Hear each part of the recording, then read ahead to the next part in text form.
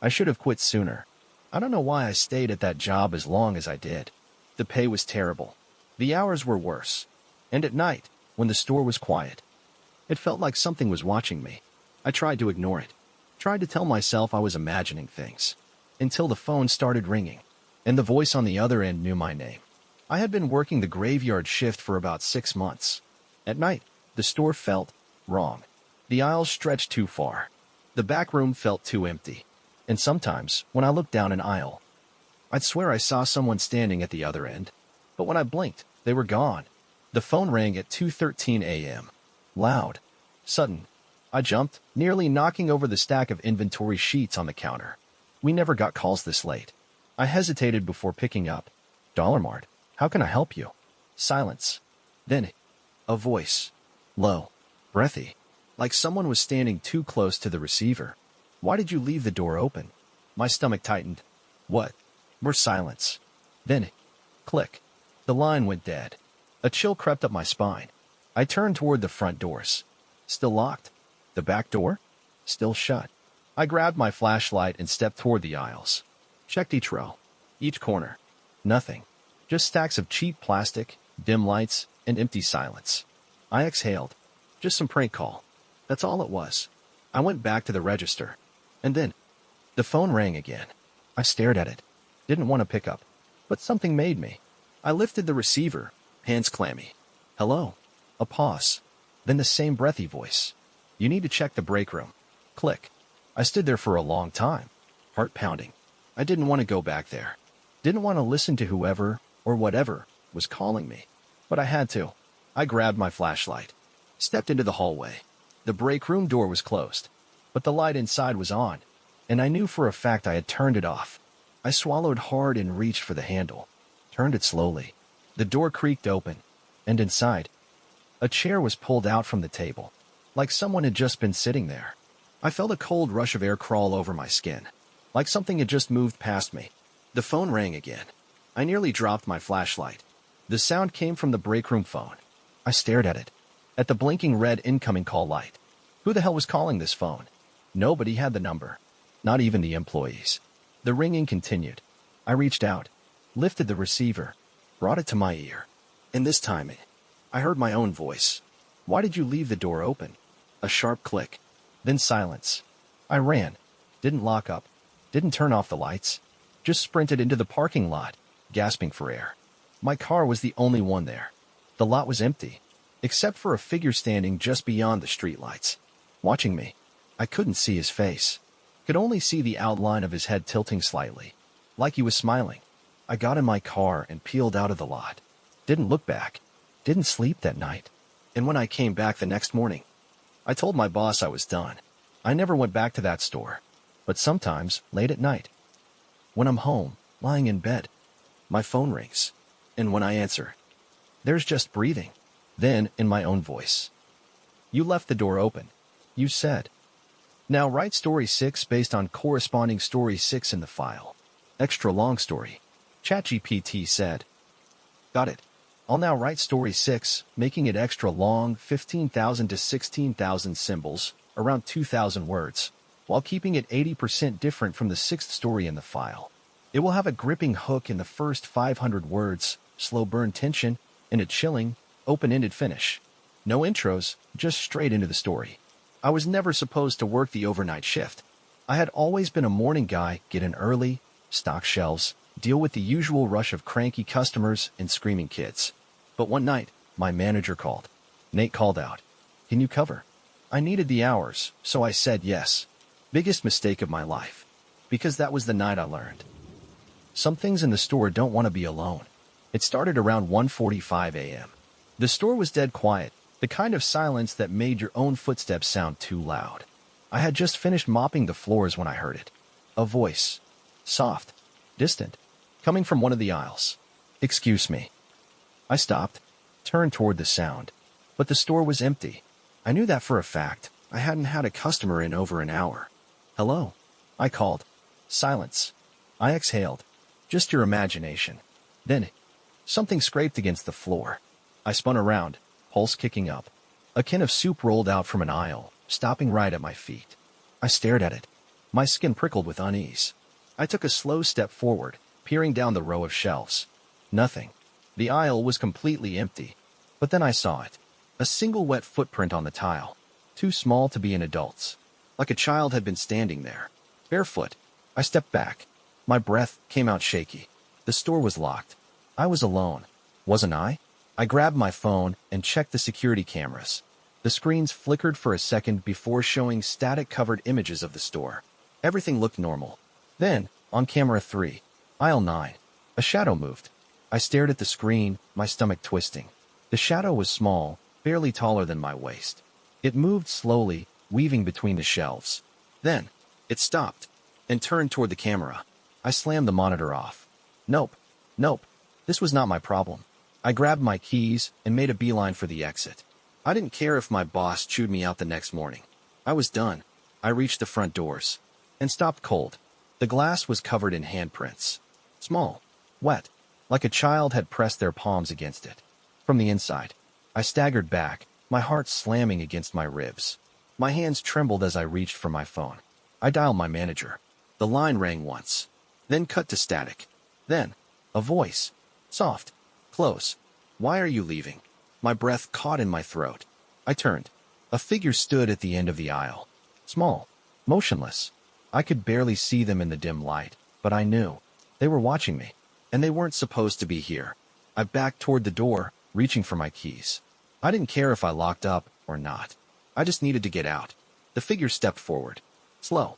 Deliberate. As they moved into the light, I saw their face. A girl. No older than 7 or 8. Her skin was pale, her eyes too wide, too dark, and her mouth. Her mouth was stitched shut. I ran. Didn't think. Didn't breathe. Just bolted for the back exit. The break room door swung open before I even touched it. Like something had been waiting for me to run. I stumbled inside and slammed the door shut behind me. The air was cold. Too cold. Like something had sucked the warmth out of the room. Then, the break room phone rang. I nearly jumped out of my skin. It rang again. And again. I took a shaky breath and picked it up. Pressed it to my ear. Silence. Then, why did you leave me? My stomach twisted. The voice was small. Familiar. Like a child's. Like hers. The call ended. And the lights went out. I felt movement behind me. Something shifting in the darkness. I didn't turn around. Didn't want to see what was standing there. Instead, I yanked open the door and ran straight into the night. I didn't stop until I reached my car. Didn't look back until I was halfway home. The store was silent behind me. Empty. Like it had never been open in the first place. I never went back. Didn't collect my last paycheck. Didn't answer when my manager called. I just tried to forget. But a week later, a news article popped up in my feed. Discount store demolished after fire. No explanation. No known cause. Just a picture of the wreckage. And at the bottom of the article, a blurry security photo, taken just before the fire, of a small girl standing in the aisle. Her mouth, still sewn shut. I used to think working night shifts at a dollar store would be boring. Just a quiet building, fluorescent lights buzzing, all stocked with cheap junk nobody really needed. Nothing scary about it. That's what I believed. Until the mannequin moved. The store manager, Steve, had warned me about the overnight shift. Not about ghosts or anything weird, just about the people. We get a lot of drifters at night, he said, tossing me the keys before heading out. Most are harmless, but if anyone makes you uncomfortable, just lock the doors. I had nodded. No problem. He hesitated. Also, I raised an eyebrow. If you hear anything in the stockroom, just ignore it. My stomach tightened. What do you mean? Steve let out a forced chuckle. Sometimes the building creaks, and, it messes with people's heads. Just don't let it get to you. Then he left. I thought he was messing with me. I should have quit that night. The first few hours were uneventful. A couple of customers, an old man who tried paying in coins, a teenager who pocketed a candy bar when he thought I wasn't looking. Typical dollar store crowd. Then, around midnight, the store got quiet. No customers. No cars in the parking lot. Just me, alone with the endless rows of cheap plastic and expired snacks. I was about to start cleaning when I noticed it. One of the mannequins was in the wrong place. Now, this wasn't some fancy department store mannequin. It was cheap, nothing but a plastic torso on a metal pole. We used it to display clearance clothes, and it was always in the back corner near the dressing rooms. But now, It was standing near the front entrance, facing me, like it had been moved. A cold prickle ran down my spine. I hadn't touched it. No one had been inside for an hour. I swallowed hard and walked over, gripping the mannequin by the shoulders. "All right, buddy," I muttered, forcing a laugh. "Back where you belong." I rolled it back to its usual spot, shaking off the uneasy feeling creeping through my chest. It was nothing. Just a prank from one of my coworkers. Right? Then I heard a noise. From the stockroom. A slow, scraping sound. Like something heavy being dragged. I turned, heart hammering in my ears. The stockroom door was shut, but beyond it, I could hear breathing. I told myself it was just the building settling. That was normal, right? That's what Steve said. I took a deep breath and ignored it. The feeling didn't go away. The whole store felt wrong now. Like I was being watched. Like something was waiting for me to look away. And then, the mannequin was back at the entrance. I froze. It was in the exact same position as before. Facing me, arms slightly raised. Like it was about to step forward. I took a shaky breath and grabbed the intercom. Steve. I laughed nervously. If this is some kind of prank, it's not funny. Silence. Just the hum of the fluorescent lights.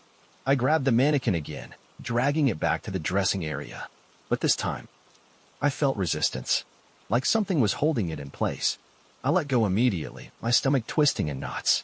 I didn't want to touch it again. Didn't want to turn my back on it. I took a step back, then another. And that's when I saw it. The faintest movement. Its head tilted toward me. I ran. Didn't think. Didn't breathe. I bolted toward the front, fumbling with the store keys, my hands slick with sweat. Then, a loud bang from the stockroom. I whipped around. The door had swung wide open. The light flickered, and in the dark, I saw a figure standing just beyond the threshold. Tall, thin, its arms too long, fingers curled around the doorframe. I couldn't see its face. Didn't want to. Then, it moved. I threw myself outside, slamming the door behind me. Locked it. Stumbled back, gasping for air. The parking lot was empty. No other cars. No sign of anyone nearby. Just me. And whatever was inside the store. I forced myself to look through the glass doors. Nothing. The mannequin was gone. The stockroom door was closed again. Like it had never happened. Like the store was perfectly normal. I got in my car. Drove home. Didn't look back. Didn't say a word about it. And I never worked another night shift again. 3 weeks later, I quit. Told Steve I found something better. He just nodded, like he understood. Like he knew exactly why I was leaving. As I was heading out, I glanced toward the dressing area. And froze. Because there, standing perfectly still, was the mannequin. Its arms raised just a little higher than before.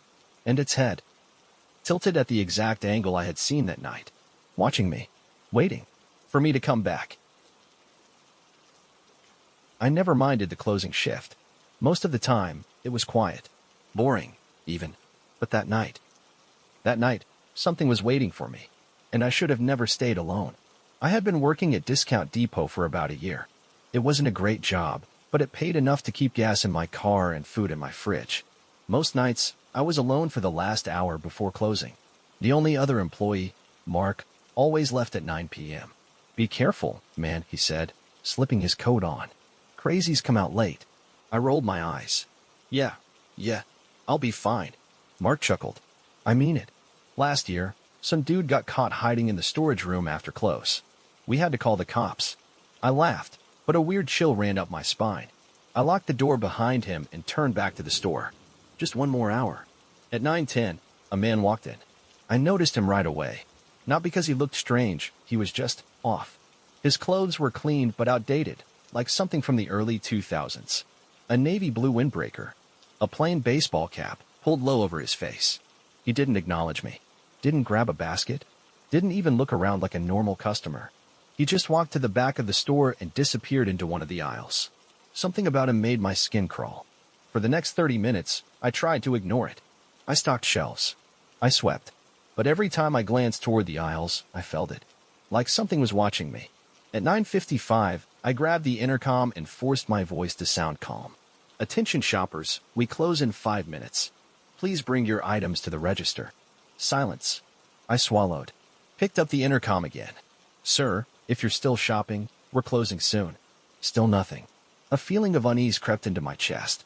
I left the register, moving toward the aisles. But as I walked, the store was silent. Too silent. And that's when I realized something. I hadn't heard him move once. I forced myself forward, my grip tightening around the small flashlight in my hand. I checked the first aisle. Empty. The next. Nothing. Every single aisle was completely deserted. My stomach twisted. Where the hell did he go? Then it hit me. The bathrooms. They were tucked away in the back, near the storage room. If he was anywhere, he had to be there. I stepped into the hallway. The light flickered overhead. The door to the men's room was slightly ajar. I reached out, pushing it open now. Nothing. Just an empty bathroom. A single stall. A cracked mirror.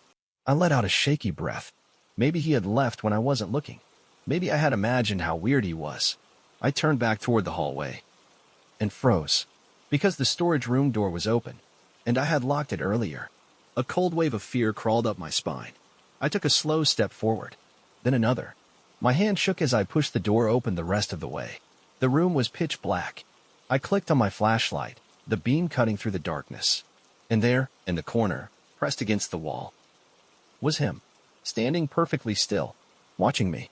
I gasped, stumbling back. "Sir, the store is closed." He didn't move, didn't speak, just stood there, his face hidden in shadow. My breath hitched. "Sir, you need to leave. Now." Still nothing. I reached for my phone, ready to call 911. And that's when he bolted past me. A blur of movement, too fast. He sprinted toward the front of the store. I turned, expecting to hear the doors slam open. But they never did. The store was silent again, like he had never been there at all. I stayed frozen for a moment, my body screaming at me to leave. But I had to make sure he was gone. I walked slowly to the front. Then, a loud crash from the middle of the store. I spun around. My flashlight flickered, and that's when I saw him, standing on top of the shelves, staring down at me. I barely had time to react before he jumped. I ducked, barely dodging as he landed in front of me. For the first time, I saw his face clearly, or at least, what was left of it. His skin was peeling, like old, dried paper. His mouth too wide, corners splitting into the edges of his jaw. And his eyes.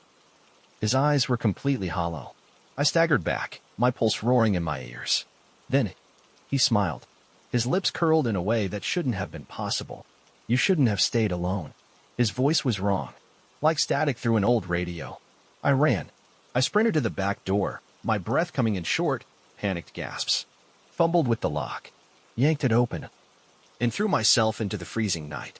I didn't stop running, not until I was across the parking lot, my body shaking violently. I spun around. But the store was empty. Through the glass doors, I could see the aisles. Neat. Untouched. No broken shelves. No shattered glass. No sign that anything had ever happened. Like it had been a hallucination. Like he had never been there at all. But I knew the truth. Because when I finally made it to my car, when I finally looked at my reflection in the windows, there was something wrong with my face. My skin was peeling, just like his. I never liked the stockroom. Something about it felt off. The air was always too cold, the overhead lights flickered too much, and whenever I stepped inside, it felt like someone was standing just behind me. I thought it was just my imagination.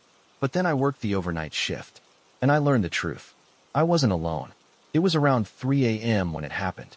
The store had been dead silent for hours. No customers. No cars in the lot. Just me and the endless hum of the refrigerators. I was in the stockroom, restocking the shelves, when I heard it. A voice, muffled, coming from the back of the room. I froze. The only entrance was the door I had come through, and it was still locked. I wasn't supposed to be here alone, but someone else was. I swallowed hard, gripping the box cutter in my pocket. "Hello." Silence. I took a shaky step forward. The stockroom shelves stretched too far in the dim light, creating tall, narrow corridors of metal and cardboard. The air smelled like dust and stale plastic. I walked deeper into the room, my footsteps too loud on the concrete floor. Then, a soft shuffle, coming from the last aisle. I turned the corner and stopped cold. A man was standing there. Not an employee, not someone I recognized. Just a man in an old hoodie, standing perfectly still in the back of the stockroom, facing the wall. My stomach twisted. I took a slow step back. "Sir, the store is closed." He didn't respond. Didn't turn around. Didn't even move. I felt a cold prickle of dread crawl up my spine. How did he even get in here? The stockroom door never unlocked from the outside. Then, the lights flickered, and when they came back on, he was closer. I stumbled backward, my pulse hammering in my ears. He hadn't moved, hadn't stepped forward, but somehow, he was now standing in the middle of the aisle, still facing the wall, still motionless. I gripped the box cutter tighter. "Sir, I need you to leave." Nothing, not even a breath. Then, the store phone rang. Loud, sudden. I nearly jumped out of my skin. The man in the stockroom? Gone. I bolted back to the front, my breath coming in ragged gasps. The phone kept ringing. I snatched it off the receiver. Hello. Silence. Then, a voice. Familiar. Too familiar. Because it was mine. "You shouldn't have gone back there." Click. I stood there, phone still clutched in my shaking hand. The security cameras. I needed to check the cameras. I turned to the monitor, scrolling back 10 minutes. The screen flickered, and my blood turned to ice. Because there was no one in the stockroom. No man. No movement. Just empty shelves. Like he had never been there at all. I quit the next morning. Didn't explain. Didn't return my badge. I just left. And for weeks, I tried to forget. Tried to convince myself I had imagined it. But then, last night, I got a text. From an unknown number. A photo. Of the stockroom. And standing in the back, facing the wall, was me. I used to love working the night shift. Fewer customers. Less work. Just a quiet store and 6 hours of solitude. Until the night I learned I wasn't alone. It was a slow night. Just before midnight, rain started pouring outside, the parking lot turning into a mirror of glistening pavement. I was at the front, restocking a shelf of cheap flashlights, when I saw something move in the security mirror. A shape. Near the freezer section. At first, I thought it was just a customer. Then I remembered. No one had come in for over an hour, and I never heard the doors open. I turned toward the freezers. Nothing. Just rows of glass doors, filled with frozen pizzas and microwave dinners. But the uneasy feeling didn't go away. I set the last flashlight on the shelf and stepped behind the register. Checked the security monitor. Aisle 10 frozen foods. Empty. I let out a slow breath. "You're just tired." I was about to turn away when the screen flickered. For half a second, the cameras glitched. The aisles warped like an old VHS tape on rewind. And when the screen cleared, there was a man standing in the freezer aisle. My chest tightened. He hadn't been there a second ago. He was too tall, his head nearly brushing the top of the freezer doors. His clothes were dark, soaking wet, like he had been caught in the rain for hours. He stood perfectly still, not looking at the products, not moving toward the register, just standing there, facing the camera, facing me. I reached for the intercom. "Sir, we're closing soon. Do you need help finding anything?" No response. He didn't even blink. I felt something cold creep into my stomach. I checked the front doors. Still locked. But then, how did he get inside? I swallowed hard. "Sir." Still nothing. I took a slow breath and stepped from behind the register. Each footstep echoed through the store. As I reached the aisle, I turned the corner and stopped cold. The freezer doors were wide open, every single one, blasting out waves of freezing air. And the man was gone. I took a shaky step forward, scanning the aisle. Nothing. Just the open doors, fog spilling onto the tile. The air felt wrong, like stepping into a room you weren't supposed to be in. Then, something touched my shoulder. I spun around, my breath caught in my throat. But there was no one there. Just empty space. A cold shiver raced down my spine. I turned back toward the freezers, and the doors were all closed, like they had never been opened at all. And on the glass in front of me, a handprint, wet, fresh, pressed against the inside of the door. I ran, straight back to the register, heart hammering, pulled up the security footage, and my blood turned to ice. Because the cameras didn't show the doors opening. They didn't show the man vanishing. They didn't even show me walking into the aisle. Like the last 2 minutes had never happened. Like I had imagined all of it. I stared at the screen, trying to make sense of it out. And that's when I saw something else. The monitor still showed all 10 aisles. All empty. Except for one. In aisle 4, behind the racks of cheap plastic toys. A figure stood. Tall. Motionless. Staring directly at the camera. I grabbed my keys and bolted for the front doors. Didn't bother closing the register. Didn't bother looking back. My hands fumbled with the lock, my breath coming in sharp, panicked gasps. I yanked the door open and ran into the rain. When I turned back to the store, the lights were off. Every single one. Like the store had never been open in the first place. The next morning, I quit. Didn't explain. Didn't return the keys. I just left. And for a while, I thought I was safe. Then, last week, I got a text from an unknown number. It was a photo, a still frame from the security footage from that night. But this time, the figure in the aisle was closer. And at the bottom of the message, just 3 words. You forgot something. I never liked working the closing shift alone. It wasn't the customers that bothered me. It was the store itself. Something about the flickering lights, the rows of cheap plastic and stale candy, the way the aisles seemed to stretch on forever when no one else was around. Like the building was bigger on the inside. Like something was watching from the corners. That night, I learned I wasn't imagining it. It started around 10:30 p.m. I was halfway through closing up, mopping near the front registers when the security alarm beeped. A soft, sharp chirp from the stockroom door. My stomach tightened. No one else was in the store. I had locked the doors at 10 p.m., just like always. The alarm only beeped if someone opened the back door, or if it thought someone had. I set the mop aside and grabbed my flashlight. Hello? I called, voice too thin in the empty store. No answer. Just the hum of the freezer aisle, the buzzing lights overhead.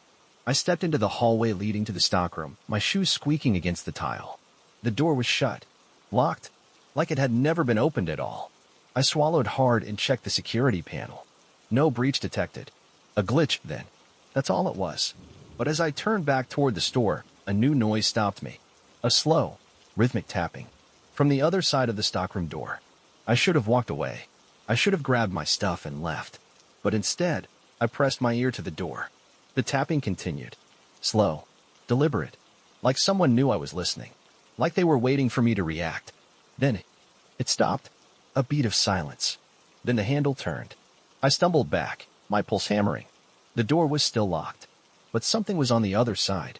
Something that wasn't a glitch. I backed away slowly, eyes locked on the handle. Then, in the distance, a crash from the aisles. Like something had been knocked over. I spun around, heart slamming against my ribs. I grabbed my flashlight and stepped into the store. Aisle 6. That's where the sound came from. I turned the corner and froze. A row of canned goods had toppled onto the floor. But that wasn't what made my blood run cold. It was the footprints. A trail of them, leading away from the mess. And the worst part? They weren't mine. I ran to the front doors, yanked the handle. Still locked. I fumbled for my keys, my breath coming in ragged bursts. That's when the overhead speakers crackled to life. A voice. Low. Distorted. But I recognized it. It was mine, repeating a phrase I had said earlier that night. Hello? Stores closed soon. But this time, the voice laughed after it. Like something was mocking me. Like something had been listening the whole time. I ran for the break room. My phone was in my locker. If I could just call someone. But when I yanked the door open out, I stopped cold. Because someone was already inside. Sitting in my chair. Staring at my locker. Their back was to me. But I could see their hands. Pale. Too long. Fingers twitching slightly, like they were impatient. I took a step back. The figure's head tilted. Then, it stood up. And I saw its face. My own face. Grinning back at me. I didn't think. Didn't breathe. I bolted. Out of the break room, past the aisles, fumbling with my keys. My hands were shaking too much to unlock the door. Behind me. Footsteps. Fast. Coming closer. I threw myself against the glass, banging on the door, praying that someone, anyone, would see me. Then, a voice. Right behind my ear. You shouldn't be here alone. A sharp pain ripped across my shoulder. Like something had grabbed me. I screamed, finally unlocking the door and stumbling into the parking lot. The air was freezing. The lot was empty. I spun around, expecting to see. But the store was silent. Inside, the aisles were perfectly neat. No toppled cans. No trail of footprints. No figure waiting in the break room. Like it had never been there at all. But my shoulders still ached. And when I reached up, my fingers came away wet. With something thick and dark. Something not mine. I never went back. Didn't quit. Didn't explain. I just left. Moved to a new town. Found a new job. And for a while, I thought I was safe. But last night, I got a text message. No number, just 2 words. Come back. And the worst part? The message was sent from my own phone. Thank you for watching. Consider subscribing.